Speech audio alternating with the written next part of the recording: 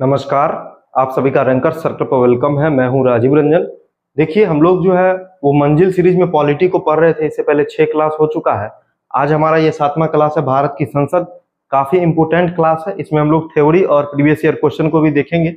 MCQ important जो है उसको देखने का प्रयास करेंगे। लेकिन इससे पहले हम एक जो है इन्फॉर्मेशन आप लोग को दे देते हैं कि अभी जो है वो क्लास रुक रुक के आ रही है। इसके पीछे रीजन यही है कि आप लोग के लिए कुछ स्पेशल प्लान किया जा रहा है, आपके जीके जीएस के लिए, आपके फुल टेस्ट के लिए। इसलिए अभी जो है वो 15 सितंबर तक जो है थोड़ा सा जो है वो विलंब होगा क्लासेस आने में। लेकिन 15 सितंबर के बाद जो है वो इस बैच को खास करके जो PYQ है उसको हम लोग जो है वो पूरी तरह से जो है तेजी से कंप्लीट करवा देंगे, पूरे जीके जीएस का PYQ को। इसलिए आप लोग निश्चिंत रहिए। क्लासेस अभी डिले हो रही हैं लेकिन आपको पूरा करवाया ही जाएगा। इस बात के लिए आप लोग आश्वस्त रहेंगे। तो आइए हम लोग जो है वो इस क्लास को स्टार्ट करते हैं। देखिए, भारत में जो संसदीय व्यवस्था है उसका वो कहाँ से लिया गया है। भारत में जो है ना लोकतांत्रिक प्रणाली है, और लोकतांत्रिक प्रणाली में जो है वो शासन व्यवस्था की नींव जो है वो संसद पर है। और भारत में जो संसदीय शासन प्रणाली है वो आपको यूके यानी इंग्लैंड की संसदीय प्रणाली से जो है प्रेरित है। और भारत में जो संसद होता है उसकी 3 इकाई है, ठीक है। एक इकाई होती है लोकसभा, दूसरी इकाई होती है राज्यसभा, और तीसरी इकाई होती है राष्ट्रपति। ये तीनों मिलके जो है वो संसद बनते हैं। और संविधान में जो है, संविधान का जो भाग 5 है संघ वाला, उसका अध्याय 2 अनुच्छेद 79 से 122 तक जो है वो संसदीय व्यवस्था का जो है वो जिक्र किया गया है। तो आज के इस क्लास में हम लोग जानेंगे कि जो लोकसभा है उसकी क्या विशेषता है, राज्यसभा की क्या विशेषता है, लोकसभा का क्या कार्य है, राज्यसभा का क्या कार्य है, दोनों की शक्तियों में क्या अंतर है, और राष्ट्रपति की क्या भूमिका होती है। भारत में जो संसदीय शासन व्यवस्था है वो कैसे जो है देश की शासन प्रणाली की बुनियाद है, संसद का क्या शक्ति है, संसद का क्या विशेषाधिकार है, संसद जो है कैसे जो है वो जनता की आवाज है, राष्ट्रीय एकता का मंच है। तो इसके बारे में हम लोग पढ़ेंगे। तो आइए हम लोग क्लास के स्टार्टिंग करते हैं।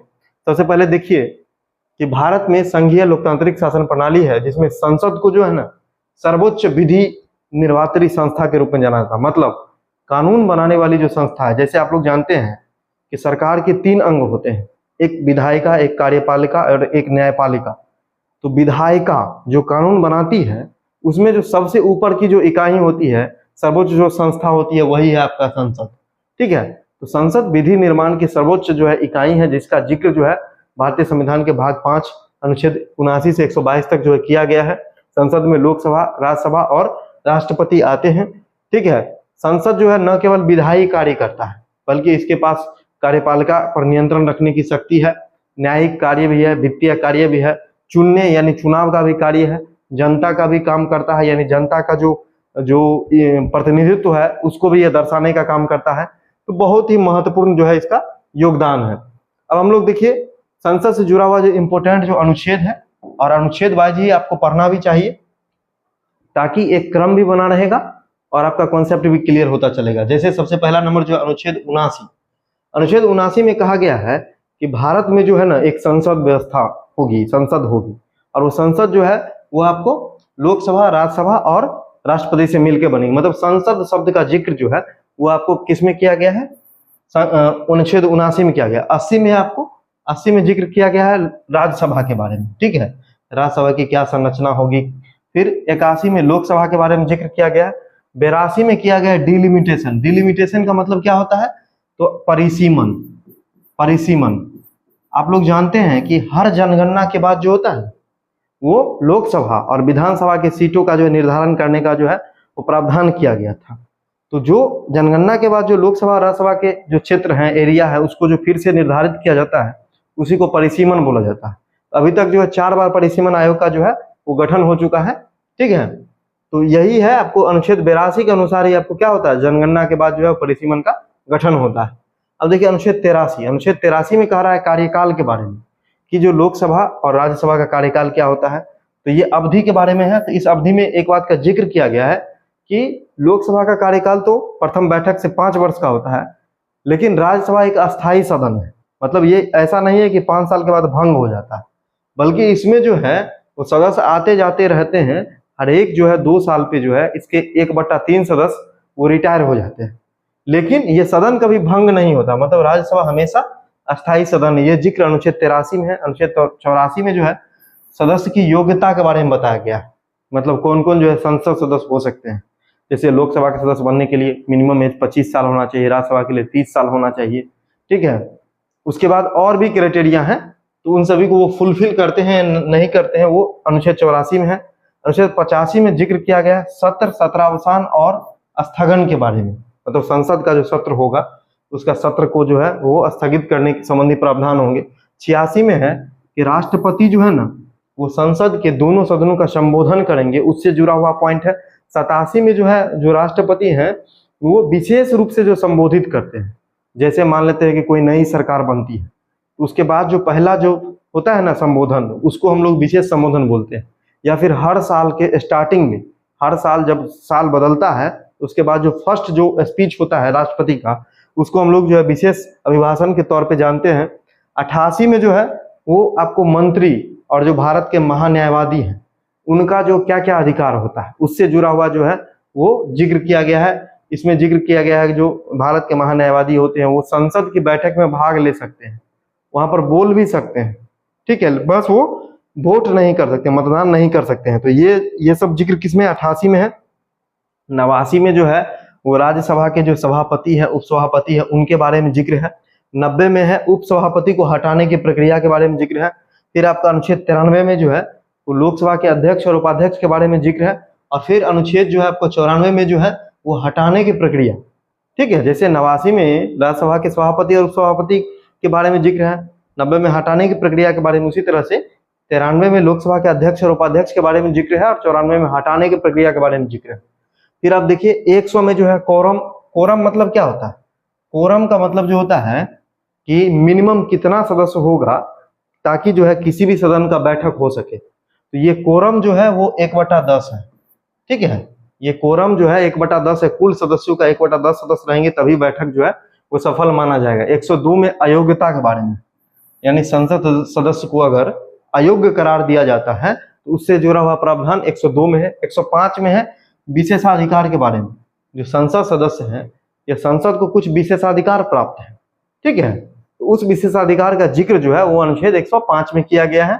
फिर 107 में कोई भी विधेयक का जो शुरुआत होता है जिसको हम लोग बिल बोलते हैं, और 108 में संयुक्त सत्र मतलब संयुक्त बैठक। अगर मान लेते हैं कि लोकसभा में या राज्यसभा में किसी बिल को लेकर, किसी विधेयक को लेकर अगर मतभेद हो जाता है तो संयुक्त बैठक जो होता है वो 108 अनुच्छेद के तहत होता है। फिर 109 में जो है धन विधेयक के बारे में है कि धन विधेयक को केवल लोकसभा में ही लाया जा सकता है, राज्यसभा में नहीं लाया जा सकता, मतलब पहली बार पेश किया जा सकता है। उसके बाद 110 में ये बात का जिक्र किया गया है कि धन विधेयक को, कोई भी विधेयक धन विधेयक है या नहीं, ये लोकसभा अध्यक्ष जो है उसको प्रमाणित करते हैं, ठीक है। तो वो 110 में है, यानी कि धन विधेयक की जो परिभाषा है वो आपको 110 में है। 111 में इस बात का जिक्र किया गया है कोई भी विधेयक जो होता है उसको राष्ट्रपति अनुमति देते हैं या नहीं देते हैं, मतलब राष्ट्रपति की स्वीकृति से जुड़ा हुआ है। 112 में जो हम लोग बजट जानते हैं ना, बजट, वो बजट पेश किया जाता है 112 के तहत, जिसका हिंदी में पूरा हम लोग बोलते हैं वार्षिक वित्तीय विवरण, यानी एनुअल फाइनेंशियल स्टेटमेंट, ठीक है। तो वो 112 में है। फिर आपको जो है 117 में वित्त विधेयक है, जो कि यहाँ पर हम नहीं लिखे हैं।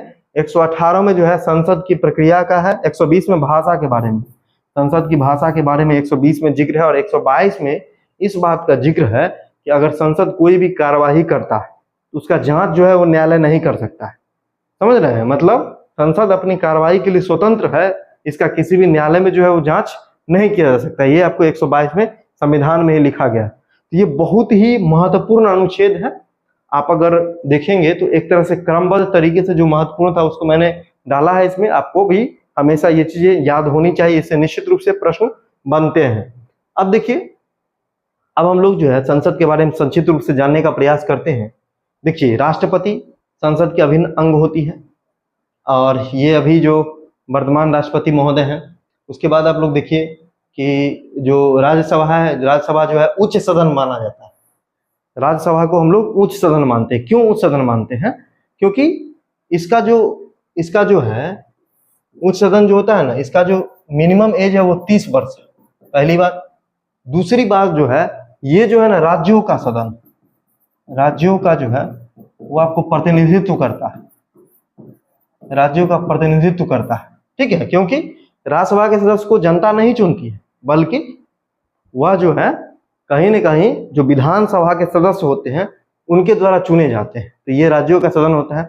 और संघात्मक जो ढांचा है भारत में, जिसमें 2 सदन होना चाहिए, एक होना चाहिए निम्न सदन, एक उच्च सदन। उसमें उच्च सदन का जो है दर्जा प्राप्त है राज्यसभा को। फिर लोकसभा है, जिसको लोकप्रिय सदन बोला जाता है, आम सदन मतलब जनता का सदन, निचला सदन, लोकप्रिय सदन। इसके सदस्य को जो है सीधे सीधे जनता जो है डायरेक्टली चुनती है, प्रत्यक्ष रूप से जो है वो निर्वाचित करती है। तो यही आपको संसद की संरचना है। अब हम लोग देखते हैं बारी बारी से कि इस संरचना को थोड़ा डिटेल में पढ़ने का प्रयास करते हैं, क्योंकि उससे क्वेश्चन आते हैं। सबसे पहले राष्ट्रपति के बारे में, अनुच्छेद 79 के अनुसार जो होता है वो राष्ट्रपति संसद का अंग है, जो चीज मैं पहले भी बता चुका हूं। क्योंकि संसद में जो सत्र बुलाना, ठीक है, यानी बैठक को बुलाना, बैठक को स्थगित करना, बैठक और कोई भी अगर सत्र चल रहा है तो उसका समाप्ति करना, ये सब का घोषणा कौन करते हैं? तो वो करते हैं आपको राष्ट्रपति करते हैं। और राष्ट्रपति जो होते हैं वो कोई भी सदन का सदस्य नहीं है। ऐसा नहीं है कि वो लोकसभा के सदस्य हैं या राज्यसभा के सदस्य हैं। ये बात अलग है कि उनका चुनाव में दोनों सदन के सदस्य भाग लेते हैं, ठीक है, लेकिन वो किसी भी सदन विशेष के सदस्य नहीं होते हैं। लेकिन इसके बावजूद भी जो है वो संसद के कार्यों का संचालन जो होता है, संसदीय कार्यों पर जो नियंत्रण जो होता है, कहीं न कहीं राष्ट्रपति रखते हैं। इसलिए राष्ट्रपति को जो है वो संसद का अभिन्न अंग माना जाता है। ठीक है, अब देखिए नेक्स्ट जो है वो होता है आपको राज्यसभा। राज्यसभा का जिक्र अनुच्छेद 80 में किया गया है। आप लोग को मैं बताया हूँ 79 में संसद, 80 में राज्यसभा। ठीक है, एक ट्रिक है 100 र ला, ऐसे आप लोग याद रखिए 100 र ला, बहुत लोग भूल जाएंगे। 100 से संसद 79 में, र से राज्यसभा 80 में, और ला से मतलब होता है लोकसभा, ल से लोकसभा 81 में। इसको आप लोग ध्यान रखिएगा। राज्यसभा को काउंसिल ऑफ द स्टेट कहा जाता है। इसमें सदस्यों की संख्या जो है 250 है। ये बात अलग है कि अभी इसमें 245 सदस्य ही है, लेकिन मैक्सिमम जो है 250 है। और इसमें जो 245 जो अभी वर्तमान में है, इसमें 233 सदस्यों का जो है कहीं न कहीं क्या होता है, राज्य या केंद्र शासित प्रदेशों से जो है वो निर्वाचन होता है। और 12 सदस्यों को जो होता है वो राष्ट्रपति मनोनीत करते हैं। अब मनोनीत किस किस क्षेत्रों में करते हैं? जैसे साहित्य है, कला है, विज्ञान है, समाज सेवा है, ठीक है, खेल है, इन सभी क्षेत्रों में जो है राष्ट्रपति के द्वारा 12 सदस्यों का मनोनयन होता है। यह एक अस्थायी सदन होता है, इसको भंग नहीं किया जा सकता है। और इसके सदस्यों का कार्यकाल 6 वर्षों का होता है। और इसमें से जो 1/3 सदस्य हैं वो प्रत्येक 2 साल के बाद सेवानिवृत्त होते हैं। मतलब ये क्रमबद्ध रूप से जारी रहता है। ठीक है, 6 साल इनके सदस्य का कार्यकाल है, और हर एक दूसरे साल जो होते हैं वो 1/3 सदस्य क्या हो जाते हैं, सेवानिवृत्त हो जाते हैं, रिटायर हो जाते हैं। और ये जो सदन है, इस सदन के जो सभापति होते हैं ना, वो कौन होते हैं? तो उपराष्ट्रपति होते हैं। जो भारत के उपराष्ट्रपति होंगे वही राज्यसभा के क्या होंगे, वही राज्यसभा के जो है सभापति होते हैं। तो ऐसा क्वेश्चन भी आता है कि वह कौन से व्यक्ति हैं जो सदन का सदस्य नहीं होते हुए भी उसकी अध्यक्षता करते हैं, उसके सभापति होते हैं, तो वह है उपराष्ट्रपति। ये राज्यसभा के सदस्य नहीं है, ठीक है, लेकिन इसके बावजूद भी जो है ये पदेन अध्यक्ष होते हैं, राज्यसभा के पदेन सभापति होते हैं। ठीक है, तो ये चीज ध्यान रखिएगा। उसके बाद जो है आपको उपसभापति होते हैं। तो उपसभापति का चयन जो है राज्यसभा के सदस्य जो है वो आपस में ही अपने में से ही करते हैं। उसके बाद देखिए आगे जो होता है लोकसभा है। तो लोकसभा के बारे में मैंने बताया कि लोकसभा लोकप्रिय सदन, आम सदन होता है, आम जनता के द्वारा चुना जाता है। और हर एक 5 साल पर इसका चुनाव होता है। इसका कार्यकाल 5 वर्षों का होता है। प्रथम बैठक की तिथि से 5 वर्षों का इसका कार्यकाल होता है। और इसमें जो मैक्सिमम सदस्य जो थे वो 552 थे। ठीक है, 552 थे, जिनमें जो है 530 जो थे वो आपको राज्य से थे, और राज्य से हैं अभी भी। अब 20 जो है केंद्र शासित प्रदेश या 2 एंग्लो इंडियन थे, जिनको समाप्त कर दिया गया है 2019 में जो है वो 104वां संविधान संशोधन के द्वारा जो है इसको समाप्त कर दिया गया है। यानी अब जो है 552 की जगह पर अब मैक्सिमम सदस्य कितने हो गए, 550 हो गए हैं। एंग्लो इंडियन को जो 2 सीट मनोनीत किया जाता था या फिर निर्वाचित थे, उनको समाप्त कर दिया गया। इनका कार्यकाल 5 साल का होता है। और लोकसभा में भी एक जैसे सभापति और उपसभापति होते थे राज्यसभा में, वैसे यहाँ पर भी अध्यक्ष और उपाध्यक्ष होते हैं। लेकिन यहाँ पर अध्यक्ष और उपाध्यक्ष का चुनाव होता है और वो आपस में ही होता है। ठीक है, लोकसभा के सदस्यों में से ही किसी एक को जो है अध्यक्ष और किसी एक को उपाध्यक्ष चुना जाता है। और एक और चीज है कि अध्यक्ष और उपाध्यक्ष को जो है ना अलग से कोई शपथ नहीं दिलाया जाता है, बल्कि वो आम सदस्य की तरह ही शपथ लेते हैं। और फिर उनको अध्यक्ष और उपाध्यक्ष चुना जाता है। जैसे मान लेते हैं कि कोई सरकार बनी, और सरकार बनते समय जो है वो शुरू में जो होता है ना, एक ऐसे व्यक्ति की नियुक्ति की जाती है, उन्हीं सदस्यों में से जनरली जो वरिष्ठ सदस्य होते हैं ना, जो सभी को शपथ दिलाते हैं, तो उनको बोला जाता है प्रोटेम स्पीकर। उनको क्या बोला जाता है? Pro tem speaker. ठीक है। और ये जो प्रोटेम स्पीकर होते हैं, इनकी नियुक्ति करते हैं राष्ट्रपति। प्रोटेम स्पीकर का क्या मतलब होता है? प्रोटेम स्पीकर का मतलब जो नया नवनिर्वाचित जो लोकसभा होता है ना, उसके सदस्यों में जो वरिष्ठतम सदस्य होते हैं, उनको अन्य सदस्यों को शपथ दिलाने के लिए कुछ दिनों के लिए जो है ना, वो स्पीकर बनाया जाता है। स्टार्टिंग में वो प्रोटेम स्पीकर कहलाते हैं, और बाद में फिर जो है जब स्पीकर बन जाते हैं, यानी अध्यक्ष का चुनाव हो जाता है, तो ये अपने आप जो है वो हट जाते हैं। तो ये जो है इससे जुड़ा हुआ, अब देखिए कुछ जो है सीट है, तो सीट में आपको ज्यादा वाला जो है कम से कम टॉप जो है वो पता होना चाहिए। वैसे पूछने के लिए पूरे सारणी में से कुछ भी पूछ सकता है, लेकिन आपको कम से कम जैसे अगर पूछ दे तो टॉप 5 जो आपको पता होना चाहिए। जैसे यूपी में जो है 80 लोकसभा है, 31 राज्यसभा है, और सबसे ज्यादा जो लोकसभा और राज्यसभा है वो आपको जनसंख्या के अकॉर्डिंग जो है यूपी में ही है, और ओवरऑल इंडिया में। फिर 2 पर महाराष्ट्र है, 48 लोकसभा है, 19 राज्यसभा है। फिर 3 पे बंगाल है, 42 लोकसभा, 16 राज्यसभा। फिर बिहार है, 40 लोकसभा, 16 राज्यसभा। फिर तमिलनाडु 39 लोकसभा और 18 राज्यसभा। तो इस तरह से आपको ये सारी चीजें पता होनी चाहिए, इसको आप लोग देख लीजिएगा। आगे हम लोग जो है वही सारणी को यहाँ पर जो है वो रिपीट किया गया है जो बचा हुआ था। अब देखिए संसद का कुछ काम होता है। संसद क्या क्या काम करती है? देखिए संसद जो होता है ना, वो कानून बनाने का काम, मुख्य रूप से तो संसद का काम जो है वो विधि निर्माण करना है। तो संसद जो होता है वो मुख्य रूप से आपको देखिए, एक होता है साधारण, मतलब कुछ जो है विधेयक होते हैं। ठीक है। उस विधेयक को ही जो है जब संसद में कोई प्रस्ताव लाया जाता है कानून बनाने के लिए, तो उसको विधेयक बोला जाता है। और जब उस विधेयक को पारित यानी बिल को पारित कर दिया जाता है, तो उसको अधिनियम यानी एक्ट बोला जाता है। ये विधेयक जो होता है जनरली वो आपको, एक होते हैं साधारण विधेयक, एक होते हैं वित्त संबंधी विधेयक, वित्त, और इसी से मिलता जुलता आप लोग धन को भी मान सकते हैं, और एक होता है आपको संविधान संशोधन से जुड़ा हुआ विधेयक। ठीक है। तो कुल मिला के इस इतने टाइप के जो होते हैं ना, वो आपको विधेयक मोटा मोटी जनरली जो है वो होते हैं। अब इसमें जो है विधायी कार्य में क्या क्या होता है? कोई नया कानून बनाना है, पुराने कानून में कुछ संशोधन करना है, जो कानून अभी प्रयोग में नहीं है उसको हटाना है, ये सब काम आपको, जैसे सूची, संघ सूची में कोई विषय को डालना है, राज्य सूची में डालना है, समवर्ती सूची में डालना है, ये सब संशोधन कौन करता है? तो संसद ही करता है। ये हो गया विधायी कार्य। अब कैसे संसद करता है? तो देखिए कोई भी अगर साधारण विधेयक है, या फिर मान लेते हैं कि कोई वित्त विधेयक है या संविधान संशोधन विधेयक है, तो उसको किसी भी सदन से शुरू किया जा सकता है। अगर वह सदन अगर उसको पास कर देता है, फिर वो दूसरे सदन में जाता है, वहां भी अगर पास कर दिया जाता है, तो फिर राष्ट्रपति के साइन से वो अधिनियम बन जाता है। ये एक इन जनरल प्रोसेस है। हालांकि जो है कुछ मामलों में इसका जो कंडीशन भी दिया गया है कि किस बहुमत से पास होगा कौन सा विधेयक, या फिर कहाँ पे जो है उसको वापस किया जा सकता है, कितना बार संशोधन किया जा सकता है, ये सब पॉइंट हैं। लेकिन मैं एक इन जनरल प्रोसेस बताता हूँ।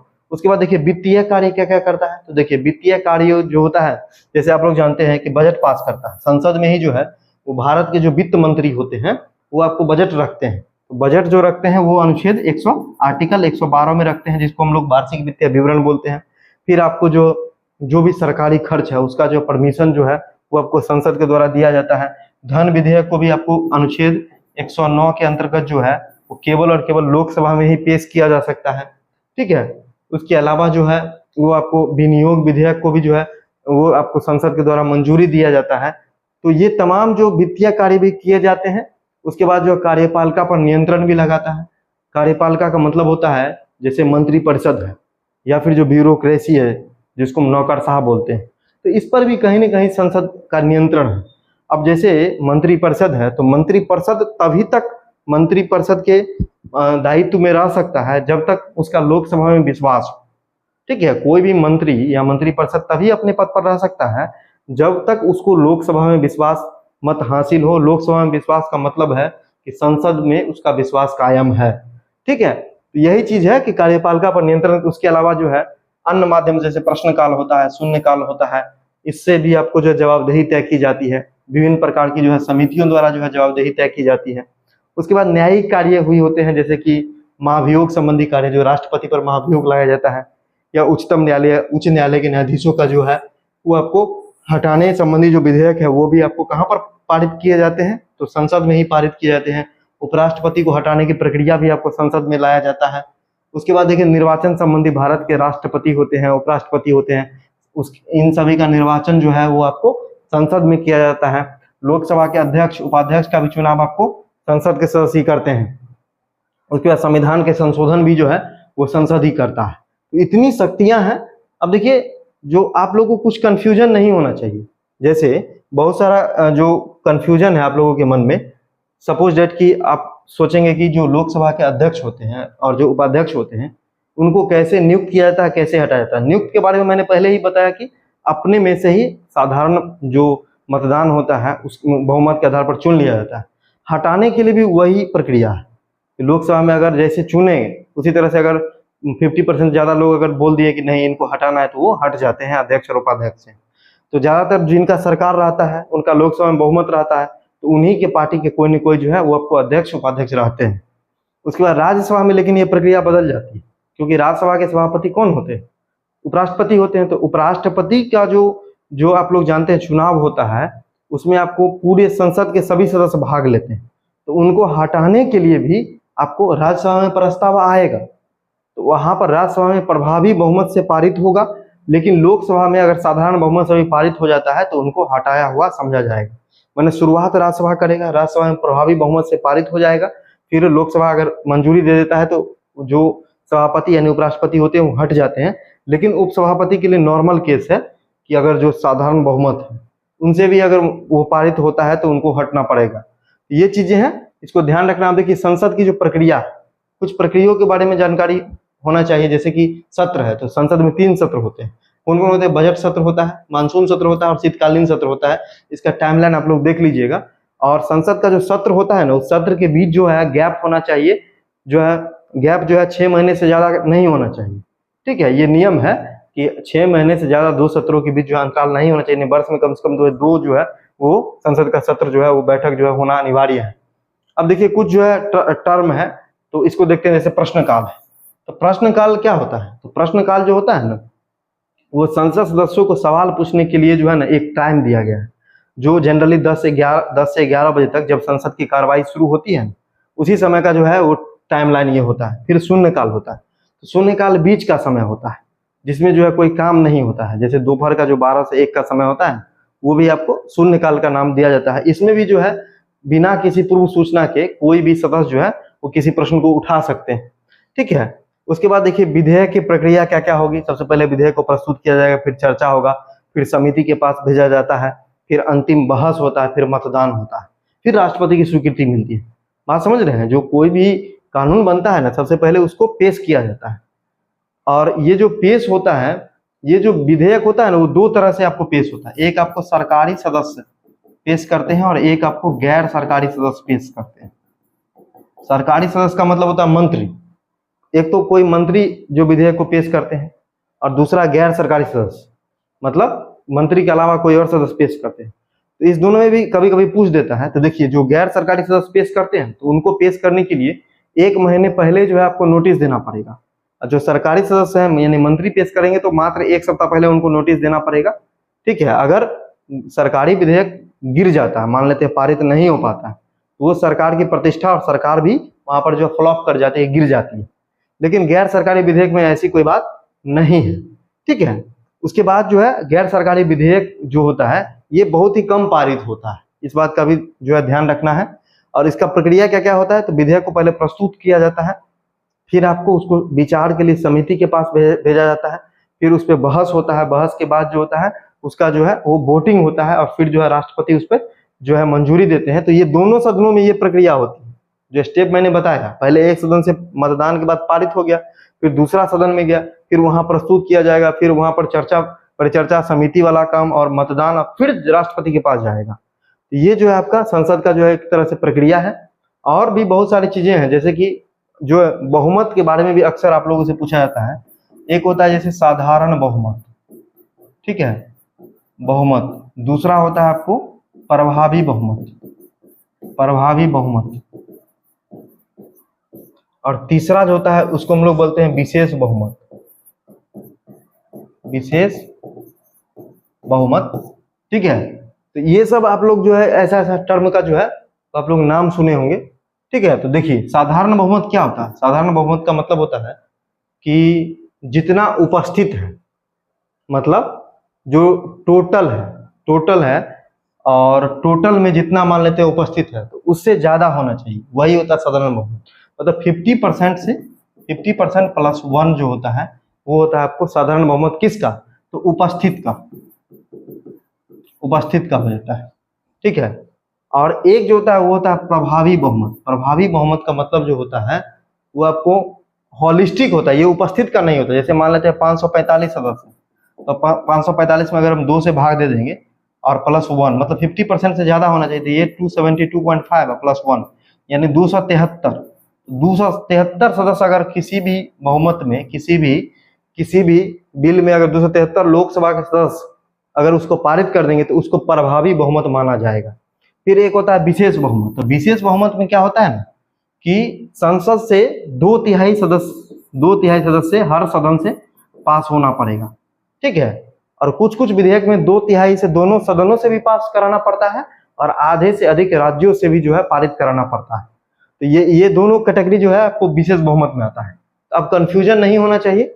साधारण बहुमत का मतलब उपस्थित का 50% होता है, प्रभावी मतलब कुल का 50% प्लस 1, और विशेष बहुमत का मतलब जो होता है 2/3 होना चाहिए दोनों सदनों से, या फिर दोनों सदनों से 2/3 प्लस आधे से अधिक राज्यों से सहमति। ठीक है, ये सारी चीजें हैं जिसको आप लोग को ध्यान रखना चाहिए। उसके बाद जो है लोकसभा के बारे में जो है वो पहले ही मैं बता चुका हूँ। लोकसभा से जुड़ा हुआ कुछ डाटा है जिसको आप लोग देख लीजिएगा। देखिए लोकसभा का जो है वो पहला जो बैठक हुआ था लोकसभा और राज्यसभा का दोनों का जो है वो 1952 में ही हुआ था। ठीक है, लोकसभा और राज्यसभा में जो होता है वो शक्तियों में जो है कुछ डिफरेंसेस है जिसके बारे में मैं बताऊंगा। पहले जो है लोकसभा के बारे में बता देता हूँ। लोकसभा जो होता है वो आपको इसमें जो है प्रत्यक्ष चुनाव होता है, वित्तीय मामलों में विशेष अधिकार होता है, सरकार की जिम्मेवारी तय करता है, और धन विधेयक को जो है केवल और केवल लोकसभा में पेश किया जाता है, और विश्वास प्रस्ताव को भी केवल और केवल लोकसभा में पेश किया जाता है। तो ये चीजें हैं। अब देखिए हम दोनों का डिफरेंस अगर हम बताने का प्रयास करूं तो लोकसभा और राज्यसभा में लोकसभा के पास ज्यादा शक्तियां। क्यों? क्योंकि ये जनता का सदन है। ठीक है, और क्यों ज्यादा शक्ति है? तो देखिए सरकार कोई भी सत्ता में रहेगी या नहीं रहेगी, यानी विश्वास प्रस्ताव या अविश्वास प्रस्ताव, वो लोकसभा में ही पारित होता है और यहीं से डिसाइड होता है। ठीक है, लोकसभा में बहुमत के आधार पर ही प्रधानमंत्री का चयन होता है। ठीक है, लोकसभा जो होता है वो आपको कोई भी विधेयक, जैसे धन विधेयक के मामले में लोकसभा के पास विशेषाधिकार है। ठीक है, अगर धन विधेयक लोकसभा से अगर पारित हो गया है तो राज्यसभा से भी उसको पारित समझा जाता है। राज्यसभा 14 दिनों तक रोक सकती है। ठीक है, लेकिन उससे ज्यादा अगर वो रोकती है तो स्वतः पारित माना जाएगा, और अगर वो वापस कर देती है कुछ संशोधन के साथ तो लोकसभा चाहे तो उस संशोधन को माने चाहे नहीं माने, लेकिन वो पारित समझा जाएगा। तो इस मामले में जो है लोकसभा के पास विशेष शक्तियां होती हैं। इसके अलावा जो है कुछ ऐसी चीजें हैं जो राज्यसभा के लिए भी खास है। राज्यसभा की विशेष शक्तियां होती हैं और कुछ समान शक्तियां होती हैं। जैसे अगर कोई वित्त विधेयक है या मान लेते हैं कि साधारण विधेयक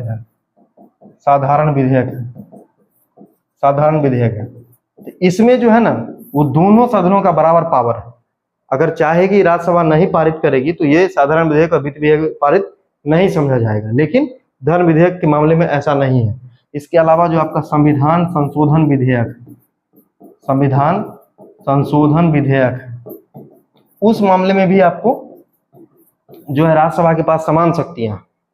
इसके अलावा जो है राज्यसभा जो होता है, जैसे चुनाव होता है, राष्ट्रपति का हो गया, महाभियोग होता है, राष्ट्रपति उपराष्ट्रपति का चुनाव हो गया या महाभियोग की प्रक्रिया हो गई, तो इसमें भी आपको जो है राज्यसभा की जो है वो शक्तियां लोकसभा के बराबर ही होती है।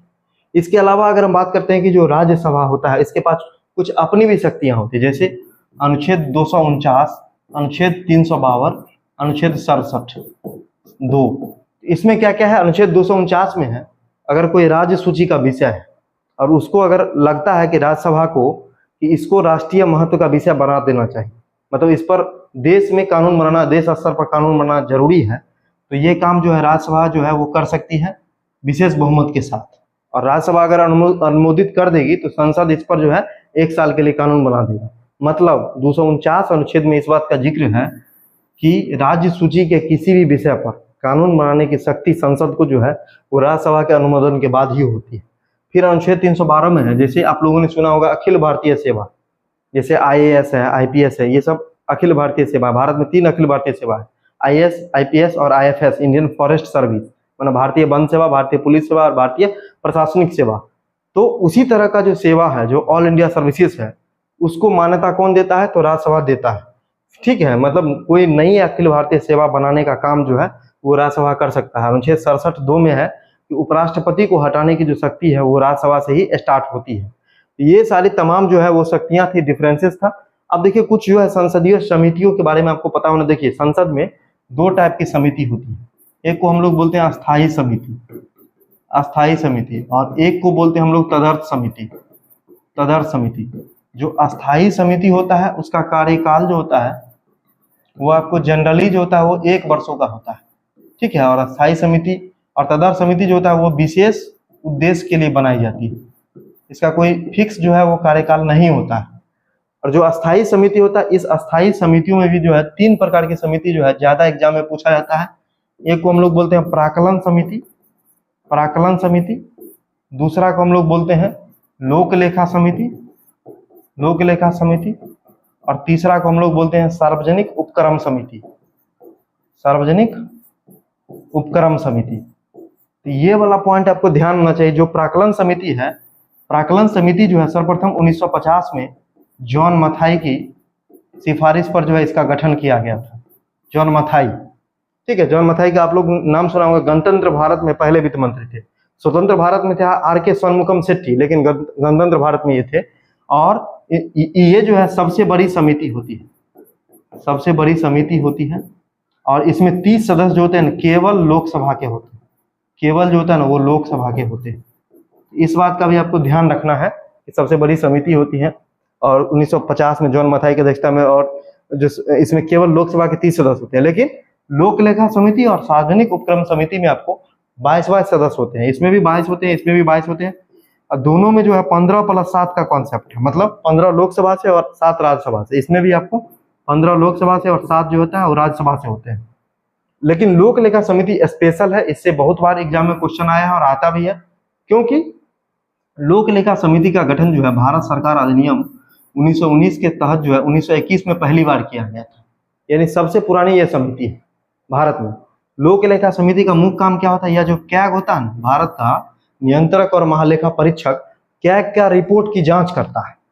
कैग का जो रिपोर्ट होता है ना उसको, उसकी जांच करता है। इसलिए इसको जो है ना, इसको लोक लेखा समिति का जो, लोक लेखा समिति को कैग का जो होता है वो अभिभावक, कैग का निरीक्षक, कैग का बहन, ये सब जो है ना वो आपको उपाधि दिया जाता है।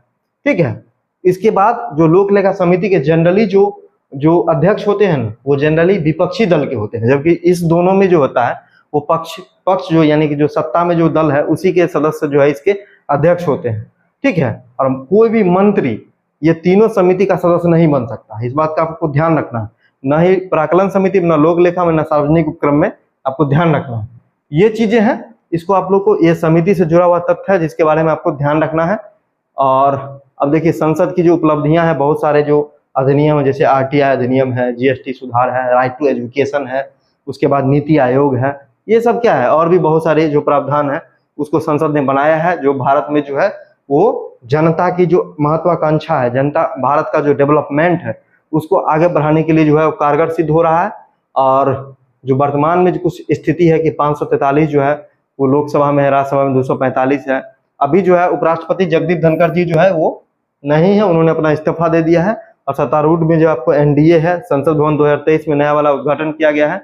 और उसके बाद जो है संसद के बारे में अब देखिए कुछ क्वेश्चन है, बहुत इंपॉर्टेंट क्वेश्चन है, इसको हम लोग फटाफट डिस्कस कर लेते हैं। पहला क्वेश्चन है कि लोकसभा की अधिकतम सदस्यों की संख्या कितनी हो सकती है? पहले 552 थी, लेकिन अब जो है इसका ऑप्शन हम लोग लगाएंगे 550 और यही आपका सही होगा। ठीक है, क्योंकि एंग्लो इंडियन को 100, देखिए अभी जो रिजर्वेशन है यानी आरक्षण जो है ना, आरक्षण है वो आपको लोकसभा में SC और ST दोनों को जो है 84 सीट और 47 सीट जो है वो दिया गया है। और ये जो है ये आरक्षण जो प्रोविजन है उसको जो है 2030 तक के लिए जो है बढ़ा दिया गया है। 2030 तक के लिए जो है वो आपको बढ़ा दिया गया है। और ये बढ़ाया गया था 104वां संविधान संशोधन के द्वारा ही बढ़ाया गया था, पहली बात। दूसरी बात ये है कि जो अभी जो सीटों का बंटवारा है वो आपको 1971 की जनगणना 1971 की जनगणना के आधार पर किया गया था।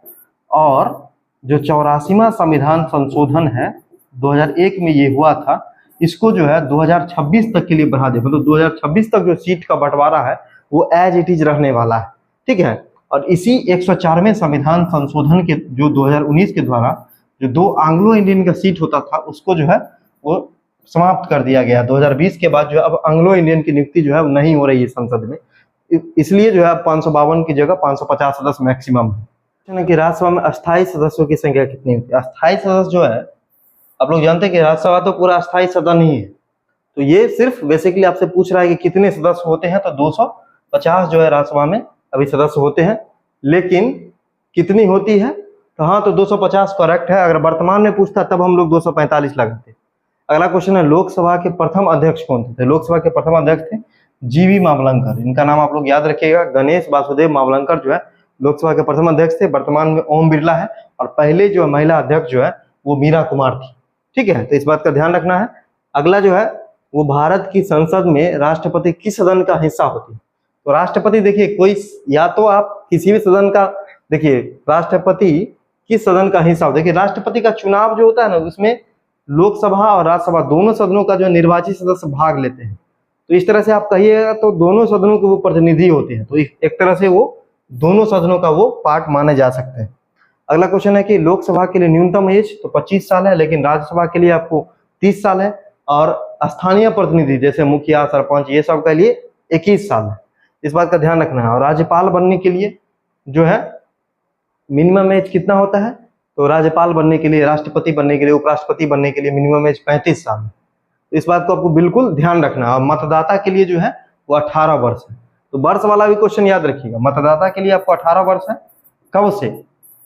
तो 61वां संविधान संशोधन अमेंडमेंट एक्ट जो है 1988 के बाद, पहले 21 साल था, 21 से घटाकर 18 साल कर दिया गया। 21 साल जो है जनप्रतिनिधि का है, 25 साल जो है लोकसभा सदस्य, प्रधानमंत्री, मुख्यमंत्री ये सब बनने के लिए है, विधानसभा सदस्य बनने के लिए है। उसके बाद 30 साल जो है विधान परिषद और राज्यसभा सदस्य का है। 35 साल जो है राज्यपाल, राष्ट्रपति, उपराष्ट्रपति बनने के लिए है। ध्यान रखना है ये सब चीजों को। अगर तो इसलिए आपका आंसर क्या हो जाएगा? राज्यसभा के लिए मिनिमम एज 30 साल हो जाएगा। अब देखिए, लोकसभा के लिए 25 साल और राज्यसभा के लिए 30 साल हो गया। अगला क्वेश्चन है कि भारतीय संसद का संयुक्त अधिवेशन कौन बुलाता है? तो संयुक्त अधिवेशन अगर बुलाने की बात कहे तो राष्ट्रपति, लेकिन अगर अध्यक्षता की बात कहेगा तो लोकसभा अध्यक्ष करते हैं। अगर लोकसभा अध्यक्ष नहीं रहेंगे तो लोकसभा के उपाध्यक्ष करेंगे, वो भी नहीं रहेंगे तो राज्यसभा के उपसभापति करते हैं। इस बात का आपको ध्यान रखना है। और ये संयुक्त जो अधिवेशन है उसका जिक्र जो है वो अनुच्छेद यानी आर्टिकल 108 में किया गया है। अगला क्वेश्चन देखिए। अच्छा, संयुक्त अधिवेशन जो है वो कब कब हो सकता है? तो देखिए, आपको ध्यान रखना है कि जब एक सदन कोई बिल पारित कर दिया और दूसरा सदन उसको जो है अस्वीकार कर दिया, रिजेक्ट कर दिया, या दूसरा सदन ऐसा संशोधन कर दिया जिससे कि पहला सदन असंतुष्ट, या फिर मान लेते हैं कि कोई बिल को जो है एक सदन पारित कर दिया, दूसरा सदन जो है बहुत लंबे समय तक उसको दबा के बैठ गया, मतलब उस पर कोई निर्णय ही नहीं लिया, तब संयुक्त बैठक हो सकता है। और संयुक्त जो बैठक होता है तो वो किन किन मुद्दों पर नहीं होता है? तो देखिए, संविधान संशोधन का जो विधेयक होगा ना, उस पर संयुक्त बैठक नहीं होता है।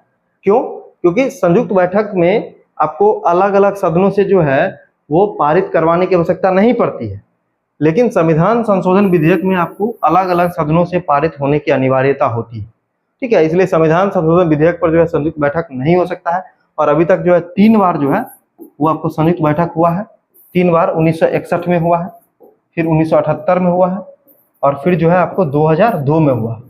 तो 1961 में जो हुआ था वो हुआ था बैंकिंग सेवा आयोग निरसन विधेयक पर, दहेज वाला पर हुआ था, उल्टा मैं बोल दिया। 1978 में है वो बैंकिंग सेवा आयोग निरसन वाला है, और 2002 में जो है आतंकवाद निरोधक अधिनियम, पोटा वाला जो अधिनियम था, उस पर जो है दोनों सदनों का संयुक्त बैठक हुआ था। इस बात का आपको ध्यान रखना है। तो आपका आंसर जो इसका हो गया बी। राज्यसभा के पदेन अध्यक्ष कौन होते हैं? तो भारत के उपराष्ट्रपति होते हैं, ठीक है। अगला क्वेश्चन, लोकसभा का कार्यकाल जो होता है 5 वर्ष का होता है और राज्यसभा का 6 वर्षों का होता है। ऐसे राज्यसभा के कितने सदस्यों को राष्ट्रपति मनोनीत करते हैं? तो 12 सदस्यों को साहित्य, कला, विज्ञान, समाज सेवा, खेल इत्यादि मनोनीत करते हैं। लोकसभा का अध्यक्ष का चुनाव कौन करता है? तो लोकसभा के सदस्य जो होते हैं वो आपस में ही जो है लोकसभा के अध्यक्ष और उपाध्यक्ष दोनों का चुनाव भी करते हैं और हटाते भी हैं। अगला क्वेश्चन है कि संसद का कौन सा सदन अस्थायी होता है?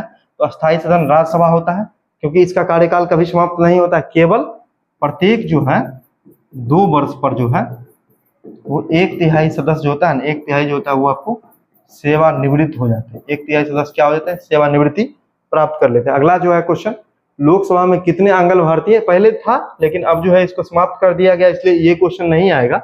ये पूछ सकता है कि किस संविधान संशोधन के द्वारा समाप्त कर दिया गया? तो 104वां संविधान संशोधन 2019 के द्वारा समाप्त कर दिया गया। अगला है, धन विधेयक को जो है किस सदन में? तो लोकसभा में। देखिए अनुच्छेद जो है 109 का 1 यह कहता है कि धन विधेयक को केवल और केवल लोकसभा में ही जो है वो पेश किया जा सकता है। और अनुच्छेद 110 ये बोलता है कि जो धन विधेयक होता है उसको परिभाषित कौन करता है? धन विधेयक की परिभाषा यानी कोई विधेयक धन विधेयक है या नहीं, ये डिसीजन करता है लोकसभा का अध्यक्ष। ठीक है। अगला क्वेश्चन देखिए कि लोकसभा का कार्यकाल सामान्यतः 5 वर्षों का होता है। आप लोग को पता है संविधान के किस 5 वर्षों का किस तिथि से होता है? तो प्रथम बैठक की तिथि से। ये भी क्वेश्चन में आ सकता है, इसलिए आपको ध्यान रखना है। अगला क्वेश्चन देखना, संविधान के किस अनुच्छेद में संसद की शक्तियां निहित है? अनुच्छेद 74 तो मतलब है कि राष्ट्रपति को सलाह देने के लिए एक मंत्रिपरिषद होगा। अनुच्छेद 79 में संसद के बारे में, अनुच्छेद 85 में सत्र अवसान और विघटन, और 93 है आपको अध्यक्ष के बारे में, लोकसभा के अध्यक्ष के बारे में। तो इसका राइट आंसर अनुच्छेद जो है 79 होगा, जिसमें संसद के बारे में उल्लेख है। अगला क्वेश्चन, राज्यसभा की प्रथम बैठक। देखिए राज्यसभा हो या लोकसभा हो, प्रथम बैठक जो है वो प्रथम आम चुनाव 1951 के बाद 1952 में हुई थी। ठीक है, ये डेट भी आपको याद रखना है। 13 मई 1952 को जो है दोनों सदनों की पहली बैठक हुई थी। हालांकि इसका गठन पहले ही हो चुका था। अगला है कि लोकसभा की प्रथम बैठक तो 1952। अगला क्वेश्चन है कि भारतीय संसद में बजट किसके द्वारा प्रस्तुत किया जाता है? तो वित्त मंत्री के द्वारा जो है वो बजट जो प्रस्तुत किया जाता है अनुच्छेद 112 के तहत। ठीक है, वार्षिक वित्तीय विवरण बोलते हैं इसको। अगला क्वेश्चन है कि लोकसभा और राज्यसभा की संयुक्त बैठक की अध्यक्षता कौन करते हैं? तो लोकसभा अध्यक्ष करते हैं, और इनकी अगर अनुपस्थिति है तो उपाध्यक्ष जो है इसकी अध्यक्षता करते हैं। ठीक है, इस बात का ध्यान रखना है। ये आपका आंसर की है, आप लोग देख लीजिए। इसका जो पीडीएफ है, पीपीटी है, उसको हम लोग जो है वो टेलीग्राम पर अवेलेबल करवा देंगे। ये आज का आपका संसद टॉपिक का क्लास था। अगला जो आपका क्लास है भारत की न्यायपालिका पर आएगा, लेकिन अब जो क्लासेस आएंगे उसमें थोड़ा सा डिले होगा। और 15 के बाद जो हम लोग जो धुआंधार जो है वो एमसीक्यू और पीवाईक्यू को करेंगे। अभी हम लोग जो है थोड़ा सा आपको हम बता रहे हैं कि थ्योरी भी पढ़ना जरूरी है। कोई भी बुक हो तो जो जो इम्पोर्टेंट फैक्ट है उसको मैं कलेक्ट करके ला रहा हूँ आपके समक्ष, लेकिन आपको जो है वो इससे बस मार्गदर्शन लेना है कि पढ़ना कैसे है, किसी भी टॉपिक को किस तरह से पढ़ना है और कैसे जो है वो उसका एमसीक्यू ऑब्जेक्टिव लगाना है। लेकिन आने वाले समय में हम लोग जो है वो पीवाईक्यू, खास करके जो पीवाईक्यू स्पेशल होगा, पीवाईक्यू और एमसीक्यू पर ज्यादा फोकस करेंगे। इस बात का ध्यान रखिएगा कि आने वाले जो भी क्लासेस होंगे, क्योंकि जल्दी से आपका पीवाईक्यू और एमसीक्यू सीरीज को समाप्त करना है, फिर कुछ और भी इंपॉर्टेंट चीजों को पढ़ाना है, तो इसलिए जो है बहुत ही जल्द जो है हम लोग क्या करेंगे, पीवाईक्यू और एमसीक्यू का जो है वो संख्या बढ़ा के और आपका जो मतलब प्रैक्टिस है उसको और मजबूत करेंगे। और बहुत ही जल्द आप लोगों के लिए एक बहुत बड़ा अनाउंसमेंट भी हम लोग करेंगे, जो कि आपके जीके जीएस से जुड़ा हुआ होगा, आपके टेस्ट सीरीज से जुड़ा हुआ होगा। और जो लोग नहीं जानते हैं कि जो पीडीएफ है या टेस्ट है या क्विज है या जो टॉपिक वाइज जो भी स्टडी मटेरियल है वो आपको टेलीग्राम पर अवेलेबल करवा दिया जाता है, तो सभी लोग जो है वो टेलीग्राम पे आप लोग जुड़ जाइए। ठीक है, टेलीग्राम पे आप लोग जुड़ जाइए, जहाँ पर जो है वो सारी इन्फॉर्मेशन और सारा अपडेट हम देते रहते हैं। तो मिलते हैं बहुत जल्द एक नए क्लास में, नए वीडियो में, नए जोश के साथ। तब तक के लिए पढ़ते रहिए, मुस्कुराते रहिए, चैनल को लाइक शेयर और सब्सक्राइब कीजिए। धन्यवाद।